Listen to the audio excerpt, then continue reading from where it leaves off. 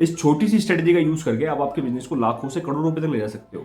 Actually में देखो होता क्या है कि जब भी कोई इंसान नया बिजनेस स्टार्ट करता है ना, उसके अंदर एक छोटी सी गलती कर देता है। लोगों को लगता है कि प्रॉफिट मार्जिन जो है वो बहुत ज्यादा इंपॉर्टेंट है इंपॉर्टेंट, लेकिन उतने इंपॉर्टेंट नहीं है जितना इंपॉर्टेंट कैश फ्लो है।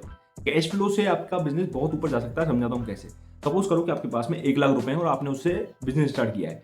अब उस 1 लाख रुपए पे दो ऑप्शन आपके पास में, या तो आप उसमें से कैश फ्लो रन कर सकते हो। कैश फ्लो रन करने का मतलब क्या है कि आपने आपका प्रॉफिट मार्जिन कम रखा और माल को आपने फटाफट से बेच दिया और हैंड टू हैंड आपके पास वहां से पैसा भी आ गया।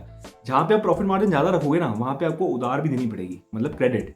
और वो क्रेडिट साइकिल कुछ भी हो सकती है, 20 दिन, 30 दिन, 40 दिन, कुछ भी हो सकती है। तो मान के चलते हैं, दो सिनेरियो अज्यूम करते हैं। आपने 1 लाख रुपए से बिजनेस स्टार्ट किया है, आपने एक में प्रॉफिट मार्जिन रखा है 40% का और एक में आपने प्रॉफिट मार्जिन रखा है सिर्फ 5% का। तो आपने जिस पे 40% मार्जिन रखा है ना, उस बिजनेस के अंदर आपको कम से कम भी 25 से 30 दिन की उधारी देनी पड़ेगी। तो आपने 1 लाख रुपए पे 40,000 रुपए तो कमा लिए, लेकिन आपके पास में जो पैसा आएगा ना, वो 25 से 30 दिन बाद आएगा। तो आपके पास में तब तक कोई भी कैश नहीं है उस बिजनेस को आगे चलाने के लिए।